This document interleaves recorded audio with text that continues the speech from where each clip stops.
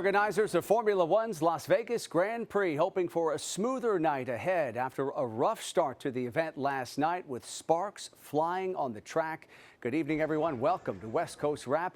I'm Alex Savage. Formula One cars are expected to return to the Vegas Strip tonight, which has been transformed into a racing circuit. Tonight's planned practice laps follow some serious problems during last night's practice round. A race car was badly damaged by a water valve cover that came loose on the track. Also, spectators who were hoping to watch those practice laps were removed from the viewing areas. Tonight we go live to Fox 5's Joe Vigil and Kim Passoff, who are live in Las Vegas, and you've been talking with fans there who have come to watch these races. How are they feeling about how things have unfolded so far? Well, you know, they're pretty excited to be here. I mean, some people haven't been to Las Vegas. They are extremely excited. And then you have the F1 fans, same thing as well. But definitely a little speed bump yesterday, a little more than a speed bump, actually. Yeah, so a little bit of a rough start, but here we are. We're on night 2, and of course, it's going to continue tomorrow. Right now, we're live at Top Golf Las Vegas. This is just about a block off of the Strip, and it has a perfect view down into the pits. We want to show you that. You can see into the pits right now. This is where the cars are gearing up to take the track once again. That will happen at 8:30 tonight. That is the final practice, and then qualifying begins at midnight tonight. That pit building, that was put up in a matter of months. That was a dirt lot earlier this year. If you haven't been to Vegas in a while, in about a year, it has been completely transformed. The Strip, now a racetrack with barriers on both sides, just in case those cars that are topping 200 miles per hour, one of the longest straightaways in F1, go off of the track. We are looking at that start and finish line right now. You did mention it was a bumpy start. One of the Ferrari cars hitting that water valve, stopping the practice entirely just a couple minutes in as those cars took the track for the first time. But again, they're going to get right back on it tonight. Yeah, we talked to a few people out there who were there at the race, seeing this happen. They had to go home early because they had to leave the grandstands, and then they continued racing. We talked to a few of them today. Not terribly disappointed. Here's what they said. Other than the unfortunate manhole cover exploding underneath the Ferrari, it was good. The waiting thing, did that bother you at all, or what did you do when you were there? No, we were lucky enough that we entertained ourselves and, you know, had some nice food and good drinks, and it wasn't too bad. I can't wait for tonight, and this is my second Grand Prix. And I'm having a wonderful time, and I will definitely come back here to Las Vegas because I think it's amazing here. Absolutely. The way you've put it on is absolutely fantastic. It's really the place to be. I really enjoyed the sound and to see how fast they were going. I was a little, like, it wasn't as noisy as I thought it was going to be. I thought it was going to be a lot more, you know. Room. Yeah, room. And that was a little bit different than I thought, but it was still really cool to see the cars come by. Yeah, good times for a lot of people. So coming back live here, Kim, we've got the Sphere right behind us. Yeah, this is also something that's brand new to Las Vegas within the last few months, a $2.2 billion concert venue. Right behind that, Fontainebleau will open in just a couple of weeks, another billion-dollar resort. And the track goes right around that, so the drivers are going to see that as they're going around tonight. Again, the next practice is at 8:30. Main race is tomorrow at 10 p.m., so if you want to take a flight down, certainly can still make it. Zip on down real quick. So, of course, we know a lot of you have been to Las Vegas. Not sure if you've been here for quite a while, but they have transformed the Strip. It's unbelievable. So there's 18 grandstands, 10 hospitality structures, 7.6 miles of track barriers, and then we have the 300,000 square foot pit building behind us. Keep in mind, this is all done in about a year. Just absolutely amazing. And F1 has a 10-year contract here in Las Vegas, so this is just the beginning. Yeah, you know, Kim, I mean, you can almost not even recognize the Strip there as we look behind you at some of those images. What was this process like for people in Las Vegas to build the grandstands, to get this track ready for this huge F1 event? Well, there's quite a bit of pushback from locals because traffic is already bad on the Strip on an average day, but you throw in paving every inch of this 3.8-mile track on top of that, and I mean, it's been really a traffic nightmare for months. So a lot of locals are looking forward to F1 being over with this year. But again, as we mentioned, this is a 10-year contract, so this race, the circuit is going to stay, and we don't think it's going to be quite as bumpy in future years. They're working out the kinks this first year, the first time that we have the Las Vegas Grand Prix here. So it's really, we worked those out last night, and we're looking forward to the future. Yeah, I talked to a lot of folks, Alex. I've been down here on the Strip a lot doing these traffic stories, and I can tell you that going from the Bellagio one end to the other end, I don't think it's even a half mile. It took us about 45 minutes when they're working on construction here, so that gives you a little idea how bumpy the traffic got. And again, we saw quite a bit of frustration from people, but hey, we're here now, we're racing, and people are very excited about that. Yeah, the traffic always bad, on a normal occasion in Las Vegas here, and now even worse with the races. But looks like a lot of fans are excited about the races coming up this weekend. Joe Vigil and Kim Passoff from Fox 5 in Las Vegas. Really appreciate you jumping on and taking the time tonight. Thank you. Have fun. All right, we're following a developing story tonight in Colorado. A judge there has rejected an effort to keep former President Trump off that state's primary ballot. A lawsuit filed by a left-leaning group argued he should not be allowed on the ballot. It pointed to a provision in the U.S. Constitution that forbids anyone who has engaged in insurrection from holding office. The judge in the case noted in her decision that Trump did engage in insurrection. At the same time, she determined it's unclear whether the Civil War era provision applies to the presidency. Colorado's Secretary of State says the decision may be appealed. The Southern California man charged in the death of a pro-Israel demonstrator says he's not guilty. Loa Al-Naji appeared in court earlier today to face charges including involuntary manslaughter. Fox 11's Christina Gonzalez says prosecutors have not ruled out the possibility that more charges will come later. We're going to have a not guilty pleas. Not guilty, the plea out of Ventura County Courthouse by Loa Al-Naji. The 50-year-old Moore Park College professor is charged with the death of Paul Kessler. The 69-year-old died after an altercation with Al-Naji at a Free Palestine protest where Kessler was counter-protesting in support of Israel. We received no evidence, no statements, no information whatsoever that the defendant arrived at that intersection, Thousand Oaks and Westlake Boulevards, on November the 5th with the intent to kill, harm, or injure anyone.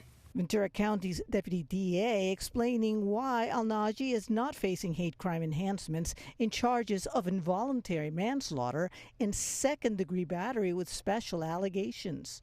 The significance of the special allegations is that they elevate these offenses to strikes under California's 3 strikes law, which makes punishment prison eligible. Not manslaughter, says Al-Naji's attorney, insisting his client was nowhere near Kessler when the pro-Jewish protester fell and hit his head on the ground. They're saying he was pushed or hit by a megaphone. While he may have been pushed or hit by a megaphone, that's not what caused his fall. Because when he fell, my client's seen on a video 6 to 8 feet away from him. And that was Fox 11's Christina Gonzalez reporting for us tonight. A judge has set Al-Naji's bail at $50,000. The San Francisco Unified School District says it is now looking into an alleged attack on a middle school student that may have been motivated by hate. A 7th grade Muslim student at Francisco Middle School in North Beach says she was walking home October 25th when she was punched in the back of her head and then hit in the chest and ribs while on the ground. Somebody starts punching me in the back of my head, and after that, I fall down and I hit my head really hard on the ground. That's when she starts saying the F word, and then she says Muslims. The Council on American Islamic Relations says the district has yet to take any action more than 3 weeks later. The district says this all happened outside of school hours and off campus, but it has now begun an investigation and is working with affected students and their families. We're learning more tonight about the charges coming for 80 people arrested during yesterday's protest that forced a complete shutdown of the Bay Bridge in the San Francisco Bay Area. Westbound lanes of the bridge were shut down for 6 hours during that protest over the Israel-Hamas war. The protesters were booked on misdemeanor charges of unlawful assembly and failure to disperse. And some of those arrested say they were wrongfully accused. One man told KTVU he didn't do anything wrong and that he was racially profiled. He says after waiting in his truck, he got out to see what was going on, and he was arrested when he went back to his truck. Forcibly removed me from my vehicle. I told him I had nothing to do with it. I'm a law-abiding citizen. I'm just commuting, and yes, I did step out and walk around like everybody else did. That's not illegal. I'm a Middle Eastern. I'm an Afghan American male. When they walked up to me, they looked at what I looked like, and then at that point, they made the decision that you're getting arrested. We asked the California Highway Patrol to respond to the claims by some drivers who say they were wrongly arrested. The department has not responded. Coming up on West Coast Wrap tonight, expect to see travel in record numbers over the holiday season. Tonight, why some are worrying that one of the West Coast's busiest airports is not ready for those crowds. And in weather, we are tracking a storm system out in the Pacific that will produce some stormy weather across parts of the West Coast, not only for tomorrow, but also over the next several days. We'll have the update coming up.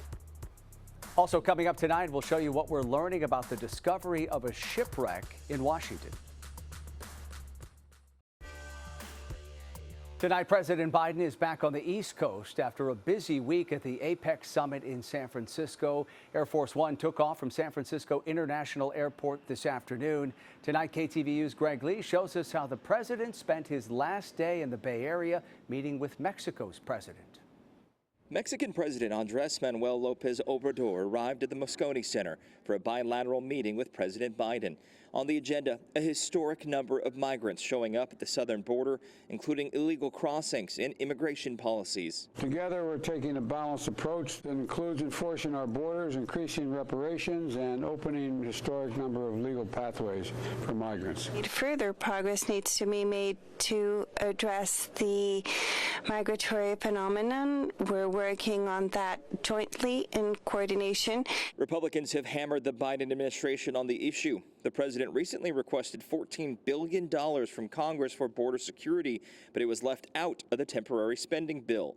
Related to the border, the two leaders also spoke about fentanyl trafficking. Continue to support so we do not allow the introduction of chemical components and chemical precursors to fentanyl, because we're fully aware of the damage it poses to the United States youth. To address the opioid epidemic and including fentanyl, which when we talk privately, I want to tell you about my great conversation with Xi Jinping on that issue. The talk comes after Mr. Biden and Chinese President Xi Jinping announced an agreement to crack down on the export of materials to make the deadly drug. Former DEA Senior Special Agent Michael Brown, who develops counter-narcotics technology at Rigaku now, says Mexico must be part of a three-country solution. China is the center of gravity. This is where all the precursors come from.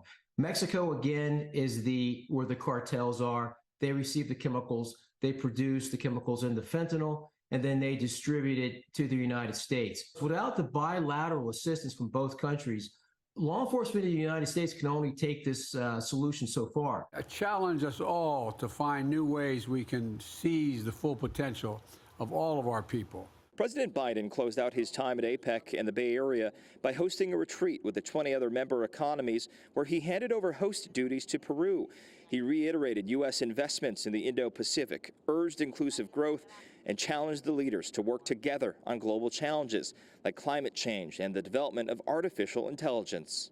This is a shared challenge and requires shared solutions. And I would respectfully suggest all of us around this table have a responsibility to work together to seize the opportunities and manage the risk of this technology. In addition to President Biden, we've also seen many of the other leaders leaving the Bay Area. Mayor Breed posted this to social media as she bid farewell to Chinese President Xi Jinping after his busy week in San Francisco. We're also accordingly seeing many of the journalists from all around the world here at the International Media Center start to pack up and go home as well. Reporting at the Moscone Center, Greg Lee, KTVU, Fox 2 News. The woman charged with firing a gun inside Portland International Airport told investigators she did it so she wouldn't kill her family. 47-year-old Laura Marie Patterson fired shots at the ceiling late Tuesday in the airport's pre-security concourse. According to an affidavit, Patterson intentionally brought the gun to the airport and fired it because she, quote, needed to do something because she wanted to kill her family members. Patterson says she's been considering killing her family for 2 years. Well, we may have a few days to go before Thanksgiving, but we're already seeing holiday travel starting to pick up at airports and on the roads. Some people, though, are worried that one of the West Coast's busiest airports doesn't have enough TSA workers to keep up with demand. Fox's Alicia Acuna shows us why the situation at Denver International Airport is drawing attention from Congress. The TSA says they're expecting to screen about 30 million passengers between today and November 28th, the highest number ever, which is why some make getting here early a rule. To avoid all the, the long lines and everything. So that's why. It would help if more people did that, right? It would help. Yep. The 3 busiest days at airports will be Tuesday and Wednesday and the Sunday after Thanksgiving. But we're already seeing long lines across the country, including here at Denver International Airport, the 3rd busiest in the U.S., where long wait times prompted lawmakers to write to the TSA accusing it of chronic understaffing. I have never seen anything as bad as DIA in terms of the airport security lines. They are worse by a magnitude of 4 or 5 than what I've experienced at other airports. The TSA says its goal is to keep wait times down to 30 minutes for standard screening lines and 10 minutes for pre-check. But most air travelers are taking that with a grain of salt and packing plenty of distractions for the kids. You just get everything charged, like the pocket chargers and stuff like that, so that they're all set, so as we're going through TSA or anything like that, they're just, occupied. The TSA says all travelers should get to their airports at least 2 hours prior to their flights to get through security. At Denver International Airport, Alicia Acuna, Fox News. Fog forced the pilot of one Southwest plane to abort a landing in Denver today. A camera captured the moment the plane encountered those foggy conditions as it was coming in for landing this morning. The plane quickly started to ascend again to clear that fog, and it safely landed about 45 minutes later. The FAA temporarily halted all departures and arrivals from Denver this morning because of that low visibility. Well, conditions have improved in Denver. These are live images from that area tonight, giving you a live look at the downtown area, and you can see visibility much better here in that part of the country. Things may look okay, but there is a new round of storms moving across the west this weekend. Let's bring in KTVU meteorologist Mark Tamayo, who is tracking these systems, which will bring rain and snow. Yeah, Alex, in fact, this is the system out here in the Pacific producing unsettled weather for the San Francisco Bay Area, even down towards Southern California over the past few days. And this will be on the move as we head into the weekend, impacting travel, especially out toward portions of Colorado. But right now, the rain showers really focused out toward the central and northern California, even some rain showers approaching Southern California. Some thunderstorms in the San Francisco Bay Area. You can see the coverage as the rain showers move from south and heading up to the north. So in San Francisco today, we had the cloud cover. Actually started out the day with some sunshine, but clouds moving in throughout the day and some rain showers making a comeback. Lots of clear skies though up to the north in Seattle with temperatures right around 50 degrees. And then down in Southern California, a mixture of sun and clouds, and they will have some shower chances in the Saturday forecast for tomorrow. So here's what's happening, the overall breakdown. Chance of some rain up toward Portland and Seattle for tomorrow. We're going to be tracking some showers tomorrow in San Francisco and in Southern California, and just some cloud cover out toward Denver, but things could be changing over the next couple days as this system, which is out here in the Pacific, finally makes its move to the east, and that'll change the overall weather pattern. In fact, the forecast model is kind of picking up on that idea. This is your Saturday afternoon. Chance of some rain up towards Seattle over the Bay Area. The bulk of the activity will be for the morning hours, and some rain showers for Los Angeles and San Diego, even closer to Phoenix and Albuquerque tomorrow afternoon. And then into Sunday, here you can see that snow coverage kind of focused out toward Salt Lake City, and some unsettled conditions up in Seattle and drying out for the Bay Area for the second half of the weekend. So here's kind of the breakdown. As you can see, we're going to thicken up the cloud cover in Seattle throughout the day tomorrow. There's that rain cloud for San Francisco and Los Angeles. Even the chance of some rain for Phoenix, and then we will have some changing conditions out toward the Rockies as that system, which has been hanging out in the Pacific for quite some time, and finally makes its move over the next several days. Alex. Mark, thank you. A shipwreck discovered off Washington's coast that dates back to 1906. Coming up on West Coast Wrap tonight, what we are learning about that tragedy.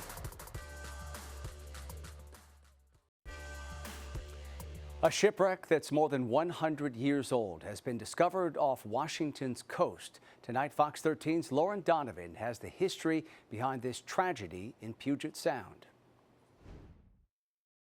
Hundreds of people come out to enjoy Alki Beach each day, to stroll on the boardwalk, play in the waves, watch the ferries pass by. But few are aware, mere miles offshore sits a watery grave. It's the worst maritime disaster of Puget Sound. Headlines of the day say it happened in the twinkling of an eye. Down they went to death like rats in a trap. Unfortunately, approximately 45 people perished, mostly children. Picture this. The year is 1906. Teddy Roosevelt's in the White House. Weyerhaeuser had just built its first sawmill, and construction on the Smith Tower was still a few years out. On these very waters, over a century ago, the SS Styx was a popular means of ferrying to and from the peninsula. One Sunday evening in November, the steamship bound for Bainbridge's Port Blakely, loaded full of families. Departing downtown, these passengers were returning from a holiday trip to the big city. At about that same time, the steamer Jenny was chugging south from Smith Cove, where today the cruise ships dock. It's estimated 1 mile west of the Duwamish Head, 2 miles north of Alki, catastrophe strikes. At 1/6 its size, the Mosquito Fleet ferry was no match for the mighty Jenny, deemed a hideous blunder. The Dix's captain blamed the first mate for getting dangerously close. Quote, "I was below collecting fares when the ship struck. I knew nothing of the proximity of the Genie until the sound of the slow bell caused me to rush on deck." You can see in the sonar image that there's a lot of damage to the center part of the vessel where the Jenny actually hit it. You're good. Jeff Hummel, local explorer with Rockfish Inc., handcrafted the robots responsible for identifying the ill-fated vessel. All right, we're 30. It's designed to go down 1,000 meters. Jeez, there it is again. Ooh, crunch. While he wasn't the first to detect its ghostly form, he was, however, the first to accurately identify it as the long-lost Dix. There's a lot of sediment covering the main deck. The vessel is covered in large sea anemones, and so it's very difficult to see the actual structure of the vessel. Okay, so that's next to the hull. You're right next to it. Now begins the murky debate over who has the rights to salvage this shipwreck. Jeff has recovered plenty of boats before, but this time he's dealing with human remains. It's a delicate situation. Because it is a gravesite, there's 45 people that are entombed in the wreck there. Next time you're out on Alki, stop by Luna Park, and right beside the big anchor, you'll find it. A placard dedicated to that tragic collision, which has culminated grief unsurpassed to date within Puget Sound residents and seamen alike. Reporting in Seattle, Lauren Donovan, Fox 13 News.